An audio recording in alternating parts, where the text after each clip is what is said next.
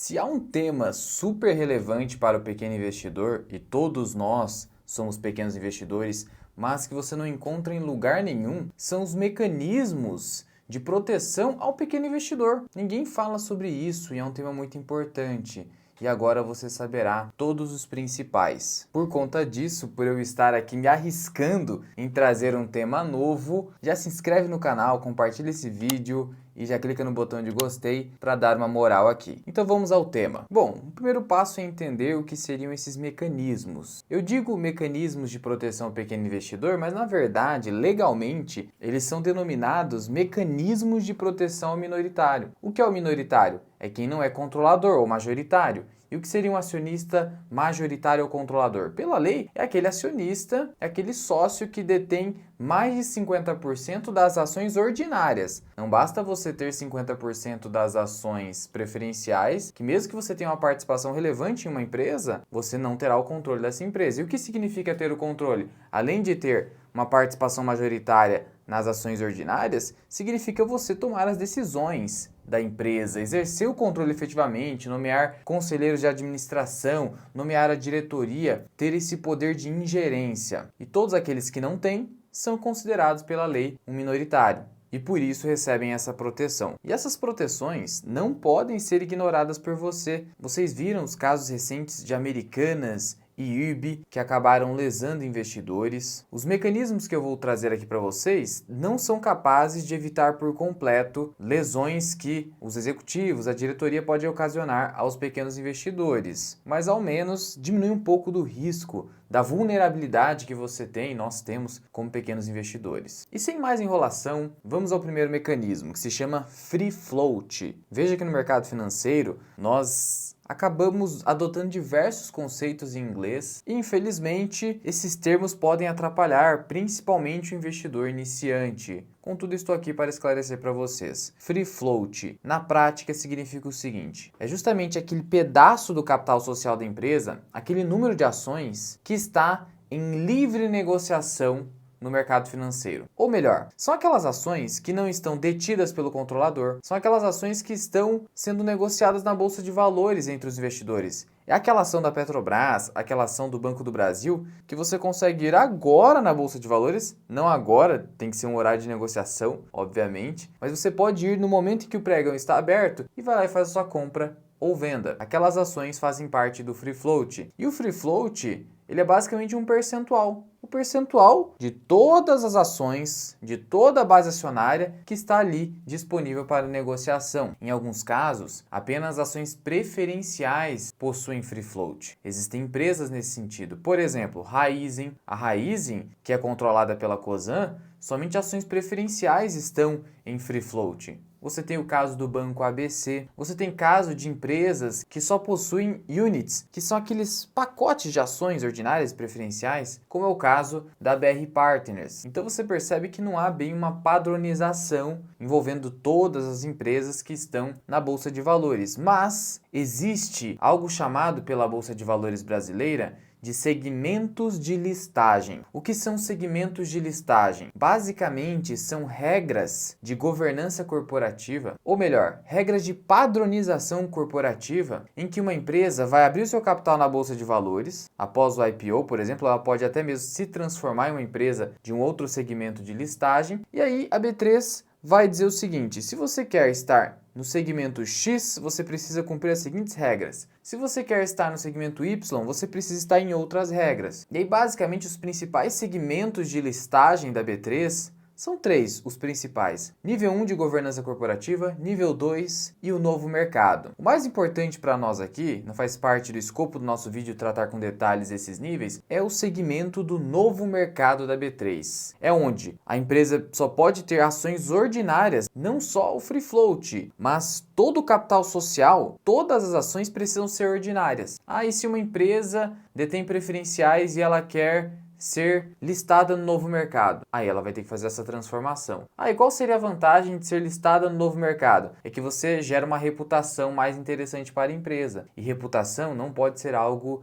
ignorado, porque a reputação pode sim gerar valorização das ações. Esse é um tema para um outro vídeo, mas nos atentando aqui ao free float, as empresas que estão listadas no novo mercado da B3 precisam cumprir um free float mínimo, ou seja, um percentual mínimo que está na bolsa de valores para livre negociação entre os investidores. E esse percentual mínimo antes era de 25%, mas para o corrente ano caiu para 20%. E eu acabo indicando para os meus alunos do FMI que procurem empresas que possuam um free float mínimo entre 15% a 20%. Esse é o mínimo que você deve procurar. Se não, você pode ter problemas. E aí você poderia estar se perguntando qual a importância afinal do free float? Ora, você é um investidor que está começando agora. Você vai lá e compra ações de uma empresa. E aí você não sabia que aquela empresa possui baixa liquidez, pouco free float, muito do capital está concentrado no acionista controlador. Você não sabia disso, você está começando agora. E aí o que acontece? Você fala, essa empresa é ruim, não era para mim, eu não estudei direito, deixa eu sair dessa empresa. Na hora que você vai sair da empresa, vai vender na bolsa de valores, você acaba tendo uma surpresa negativa. Nossa, tá demorando para vender, o que está acontecendo? Eu botei para vender a R$1, a ação agora está 95 centavos. O que está acontecendo? É porque a empresa tem baixa liquidez. Provavelmente muito pouco free float, muito pouco capital social disponível para negociação na bolsa de valores. Então o free float, além de ser um critério que você deve adotar para escolher ações para a sua carteira de investimentos, também é uma proteção dada ao acionista minoritário e que a própria B3 exige para as empresas que vão ser negociadas no novo mercado. Então dê preferência, na dúvida, a empresas que estão no novo mercado. Só se aventure em empresas que não estão no novo mercado depois que você ou já estudou muito aquela empresa e confia naquele case, ou então se você é um investidor já mais experiente, não tem tanto medo disso, entende o risco que você está correndo e aí você compra small caps com menor liquidez. Aí é uma decisão individual sua, desde que seja feita de forma consciente. Não bastasse tudo isso, além dessa questão da liquidez, se uma empresa detém uma alta concentração do capital social nos acionistas controladores ou no acionista controlador, ele pode eventualmente lesar os pequenos investidores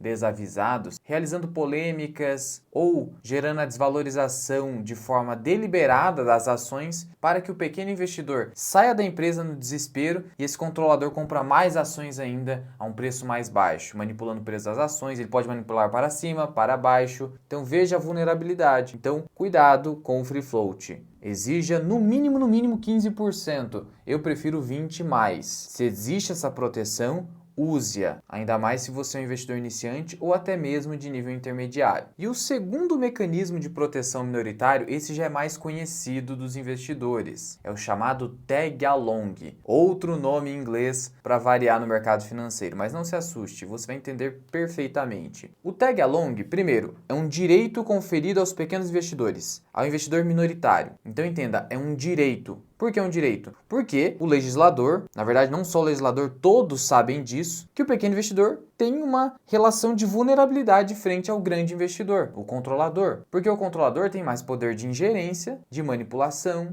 ele tem mais informações. Não raro, há um conflito de interesses entre controlador e acionista minoritário. Você provavelmente quer receber dividendos. Talvez o majoritário, naquele momento, não queira pagar dividendos, ele não quer receber dividendos naquele momento. Tem um conflito de interesses aqui. Então entenda que, por mais que, teoricamente, uma companhia listada na Bolsa de Valores deva ter relações harmônicas, na prática há conflitos de interesses. E o tag along serve para proteger o minoritário numa situação específica, que é a situação em que o controlador, aquele dono efetivo da empresa, vende a sua participação societária, ele vende as suas ações para um terceiro, que a lei chama de adquirente. Adquirente é quem adquire alguma coisa. Alienante é quem vende alguma coisa ou doa alguma coisa. Então você tem a figura do adquirente de controle e alienante de controle, que é o controlador atual. Eles fazem uma negociação entre si e aí o adquirente fala o seguinte: cada ação que você tem, controlador, alienante, eu vou pagar R$100 por cada ação. Só que aquela ação na Bolsa de Valores está sendo cotada naquele momento a R$60. E aí você vai se perguntar, como assim? A ação na Bolsa de Valores vale R$60 e o adquirente de controle quer comprar R$100? É porque ele está pagando um ágio pela obtenção do controle. Ágio esse adicional, está pagando um prêmio por absorver o controle da empresa. Isso acaba acontecendo. E aí o minoritário, ele tem a ação a R$60 e o majoritário vai vender a 100, uma situação completamente injusta, desigual. E por conta disso, foi criado o Tag Along em 2001, na Lei das Sociedades Anônimas, no artigo 254A, que eu vou apresentar aqui para vocês na tela do meu computador. Veja o que diz a lei. E nós vamos interpretando com cuidado. A alienação, leia-se venda, do controle de companhia aberta, ação da Bolsa de Valores. Lembra dessa forma? Somente poderá ser contratada, então está criando uma condição. Ou seja, eu só posso vender o controle se tal coisa acontecer. Por isso fala, sob condição de que o adquirente, que está comprando o controle, se obrigue a fazer oferta pública de aquisição. Oferta pública de aquisição, a gente conhece no mercado financeiro como OPA, oferta pública de aquisição. E os dois casos principais de oferta pública de aquisição obrigatória são esse caso do Tag Along, quando você tem alienação de controle de uma companhia aberta na Bolsa de Valores, e um outro caso é quando a empresa está na Bolsa de Valores e ela vai fechar capital. Ela vai pegar todas as ações e fazer com que a empresa volte a ser uma SA fechada, que não tem ações na Bolsa de Valores. São dois casos específicos de oferta pública de aquisição. Então, ou seja, você vai ter que fazer uma oferta pública de aquisição aqui, senão o negócio não vai ser aprovado. E essa oferta pública de aquisição é pública, então vai atingir todas as demais ações da companhia, para atingir os acionistas minoritários, os pequenos investidores, de modo a lhes assegurar o preço mínimo igual a 80% do valor pago por ação com direito a voto, integrante do bloco de controle. Então está dizendo o seguinte, vai vender o controle? Beleza. Adquirente, você precisa abrir para todos os demais acionistas uma oferta oferecendo no mínimo 80% do valor que vai ser pago nessa negociação de troca de controle. Então, no nosso exemplo, nós temos uma ação que está sendo vendida a R$60 na bolsa e R$100 na venda do controle. Então, pela lei, você teria que, na verdade, fazer uma oferta pública de aquisição a pelo menos R$80. Só que detalhe, a lei só atinge as ações ordinárias. A ação preferencial pela lei não precisa do Tag Along, não tem esse direito. Então, aqui é uma distinção. Por isso, ao comprar ações preferenciais, veja se tem Tag Along. Não é obrigado pela lei, mas por uma prática de governança corporativa exigida pelos segmentos de listagem da B3, o Tag Along acaba sendo algo bastante praticado, mas existem ainda algumas ações que não possuem Tag Along. E outra prática do mercado, e para quem está no novo mercado da B3, é de você estender o Tag Along para 100%, ou seja, o mesmo valor que foi pago para a venda do controle será pago na OPA, na OPA. Ah, você é obrigado a vender as ações? E se você não quiser, você quer ficar com aquela ação a R$60? Você pode, é um direito, você não é obrigado a fazer. E aí você pode fazer tanto para ter um ganho de capital nessa operação, porque você vai vender a ação diretamente para o adquirente, não para a Bolsa de Valores, ou porque você não aceita mais a troca de controle. Você gostava do controlador anterior, o novo controlador é ruim, então você vai fazer o quê? Eu quero sair da empresa, vou aproveitar essa oportunidade. Então esse é o Tag Along. E aí existe no mercado financeiro muita discussão a respeito do Tag Along. Por quê? Existem algumas ações que são, entre aspas, queridinhas pelos investidores que não possuem Tag Along. Por exemplo, as ações preferenciais de Transmissão Paulista. Aí vai da análise muito individual. Como eu falei para vocês, são mecanismos de proteção. Se você é iniciante principalmente, vá pelos mecanismos de proteção. Além disso, para além disso, é quando você tem consciência do que está fazendo. E aí necessita de conhecimento ou experiência no mercado financeiro. E veja, tanto o Free Float mínimo quanto o Tag Along não evitam de você tomar alguma lesão de acionista controlador, de gestores. Não. Mas são mecanismos para te dar uma blindagem aí como pequeno investidor. E o terceiro mecanismo de proteção do pequeno investidor consta do artigo 137 da Lei das Sociedades Anônimas, que é a base legislativa para a regulação de ações na Bolsa de Valores, companhias abertas ou até fechadas. E esse artigo 137, ele traz o direito de recesso. Talvez você nunca tenha ouvido falar desse direito. Pode ser conhecido também como direito de saída. E o nome já diz, é o direito de você, acionista, que discorda de determinada decisão de sair da empresa. Sim, é o direito de você sair da empresa quando ocorre uma das matérias que está aqui na lei. E aí você poderia dizer, mas eu posso simplesmente pegar minha ação e vender na bolsa. Sim, só que aqui é um direito de você vender a ação para a própria empresa. A empresa é obrigada a comprar. E aí a situação é bem diferente, porque aí você vai vender por um preço que foi ofertado pela empresa, porque ela é obrigada a fazer essa oferta nessas situações que estão aqui. E veja o que consta aqui, só para você entender como é que funciona. A aprovação das matérias previstas nos incisos 1, do artigo 136, dá ao acionista dissidente é quem discorda. Você não aceita o que está acontecendo ali agora. O direito de retirar-se da companhia, mediante reembolso do valor das suas ações. No geral, esse valor das suas ações será um valor muito próximo do valor patrimonial da ação. Então, se for uma ação que você tem na sua carteira que negocia muito acima do valor patrimonial, você não vai exercer o direito de recesso, porque aí não faz sentido, você vai perder dinheiro. Agora, se for uma ação que negocia bem abaixo do valor patrimonial, talvez seja uma oportunidade de ganho de capital, já que você discorda do que foi aprovado ali na empresa, do que mudou. Por isso, vamos lembrar aqui o Barsi falando que comprar ações negociando abaixo do valor patrimonial, abaixo do patrimônio líquido, seu risco é quase zero, por conta dessas situações e outras. E aí, só como exemplo de uma situação em que a empresa precisa dar essa oferta de direito de recesso, é, por exemplo, redução do dividendo obrigatório. Essa é uma situação. Ou a empresa reduziu drasticamente seu payout. Também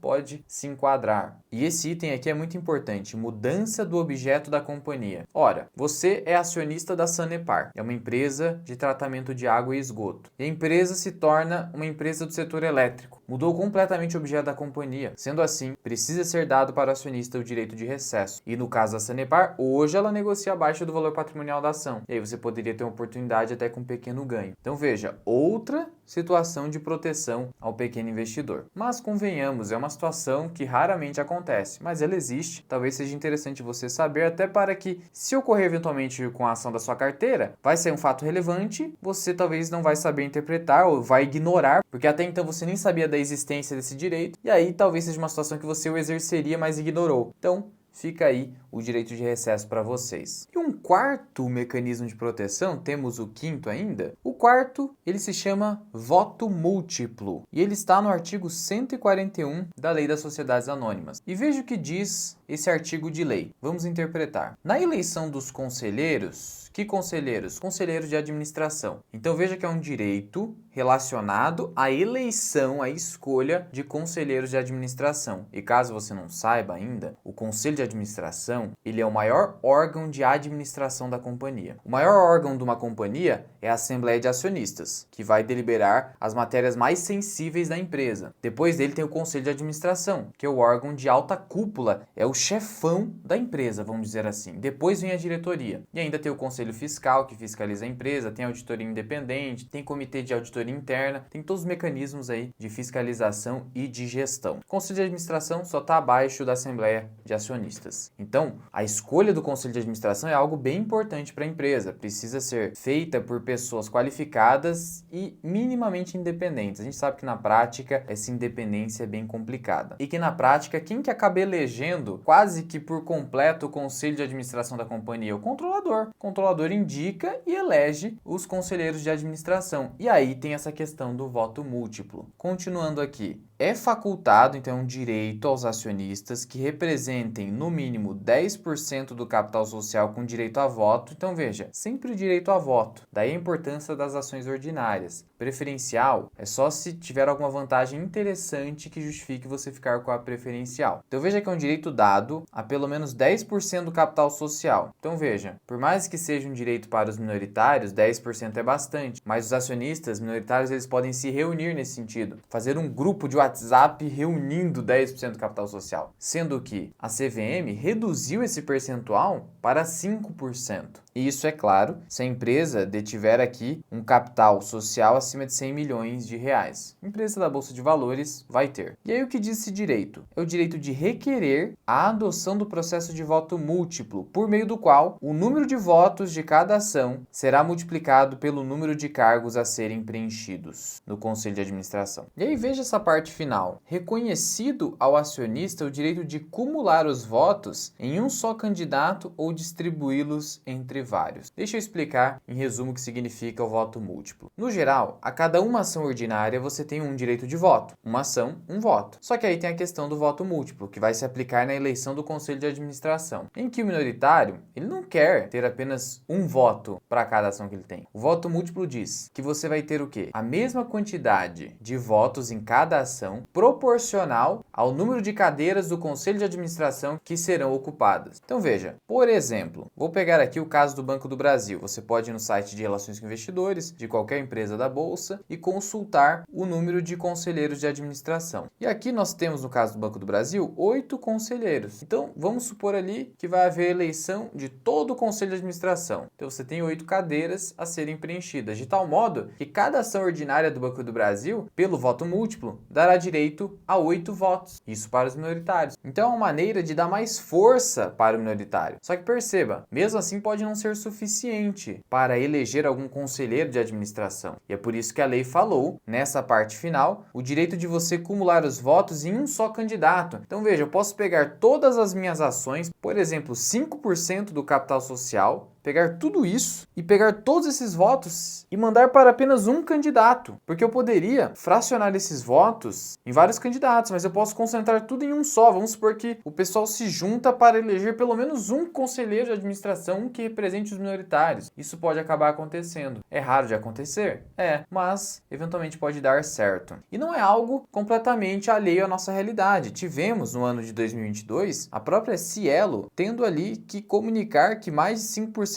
do capital votante da empresa estava pedindo voto múltiplo. Então começou a se tornar uma coisa mais aplicada entre os investidores. É claro que para a nossa realidade pode não fazer muito sentido, mas talvez uma determinada empresa esteja sofrendo muito com o conselho de administração e aí eventualmente precise de alguém para colocar no conselho e aí os investidores podem se mover nesse sentido. Teve recentemente a tentativa do IRB de colocar a Louise Barsi no conselho de administração. Foi tudo esse tipo de movimentação. E o voto múltiplo pode ajudar eventualmente nesse sentido. E o quinto mecanismo, talvez um dos mais importantes para o pequeno investidor, também está previsto aqui no artigo 17 da Lei das Sociedades Anônimas. E esse aqui está voltado para pequenos investidores que possuem ações preferenciais, principalmente. Por quê? Veja o que diz o artigo 17. As ações preferenciais terão preferências e que podem ser prioridade na distribuição de dividendo fixo ou mínimo. Então isso aqui está dizendo o seguinte: empresa, você vai emitir ações preferenciais que retira o direito de voto do acionista?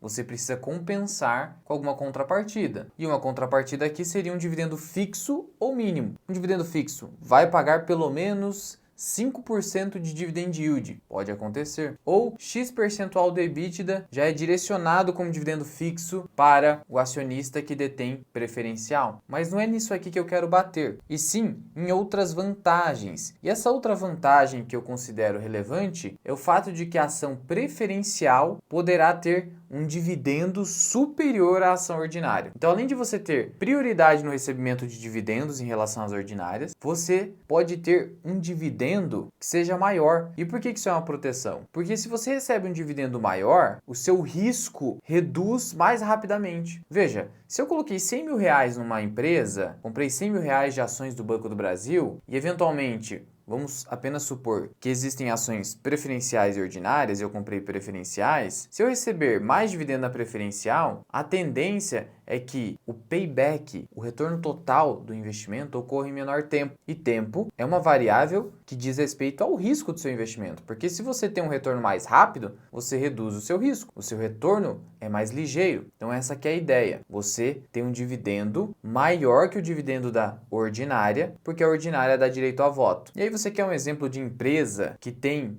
um dividendo maior na ação preferencial, é o caso da Copel. E aí veja o que diz o site de relações com investidores da Copel. Diz que as ações preferenciais receberão pelo menos 10% a mais de dividendo em relação à ação ordinária. Por quê? porque na preferencial você não tem direito de voto, você não tem direito de ingerência na empresa. E aí você recebe essa compensação. Agora, existem empresas que têm tanto ações preferenciais ordinárias e elas têm dividendo equivalente. Por exemplo, a Klabin. A Klabin é uma empresa que, se você for aqui no site de relações com investidores, basta você olhar aqui, dividendo pago por ação, 3 centavos. Dividendo pago por ação, 3 centavos. E aqui não faz distinção entre preferencial e ordinária. O dividendo é igualitário. Então a proteção maior estaria aqui na Copel quando você está falando dessa distinção entre preferencial e ordinária. Mas é claro, o mercado ele acaba ajustando tudo isso no preço. Então, no geral, você vai acabar encontrando uma preferencial um pouco mais cara do que a ordinária. Aí cabe você, investidor, fazer a sua avaliação ali no caso a caso. E perceba que esse é um tema que vem ganhando cada vez mais relevância, mais importância, seja por conta desses últimos casos complicados de IRB e lojas americanas, seja porque agora o investidor brasileiro acabou se adaptando mais à bolsa de valores. Houve um crescimento muito relevante nos últimos anos. E aí, já existe projeto de lei visando maior proteção a acionistas minoritários pela via judicial. Já existe essa possibilidade. Quando a gente vai aqui no artigo 117 da Lei das Sociedades Anônimas, ele trata do abuso de poder do acionista controlador, mas esse projeto de lei também está querendo a responsabilização não só do acionista controlador, como de diretoria, o que já tem na prática, mas de forma bastante tímida, porque na prática ninguém consegue obter indenizações em face da empresa, mesmo com lesões muito claras. Mesmo no caso do IRB,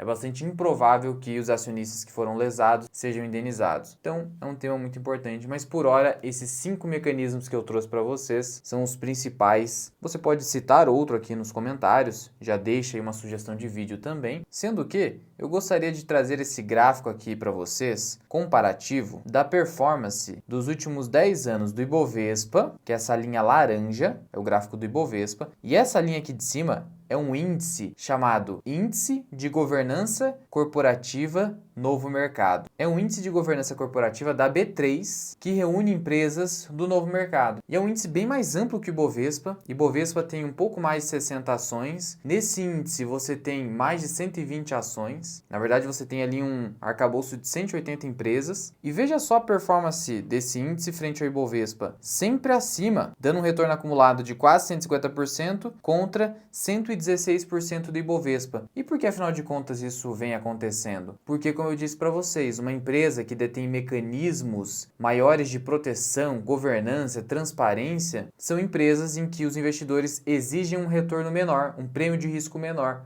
porque é uma empresa mais segura de se investir. Olha o caso da WEG, que negocia múltiplos bem elevados. É o que acontece na prática. E aí o retorno acaba sendo até mesmo superior, com uma carteira bem mais diversificada. Olha só que interessante. Até um debate aqui entre a diversificação realmente reduz seu retorno esperado. Essa carteira, pelo menos no Brasil, diria que não. É uma outra discussão que podemos eventualmente ter em um outro vídeo, se você quiser. Também já deixa aqui nos comentários. Por fim, só lembrando aqui a vocês que o nosso treinamento, o FMI, está com matrículas abertas até o dia 5 de abril e esta é a segunda turma e será a última onde você vai ter um suporte via lives comigo. Então aproveite essa oportunidade, porque lá no FMI você tem aulas como esta e muito mais, com alto nível de aprofundamento. Sendo que para ensinar ações eu tenho certificação CNPI, dedicando um módulo super aprofundado de ações com uma planilha de checklist e muito mais. Então já garante sua matrícula, faça seu teste grátis e torne-se um investidor independente. Link na descrição e no primeiro comentário fixado. E de novo, se esse vídeo te ajudou, clica aí embaixo, compartilha, porque provavelmente é um vídeo que não é de imediato de interesse de muitos investidores e aí só o seu compartilhamento vai poder fazer ele ser mais divulgado. Desde já,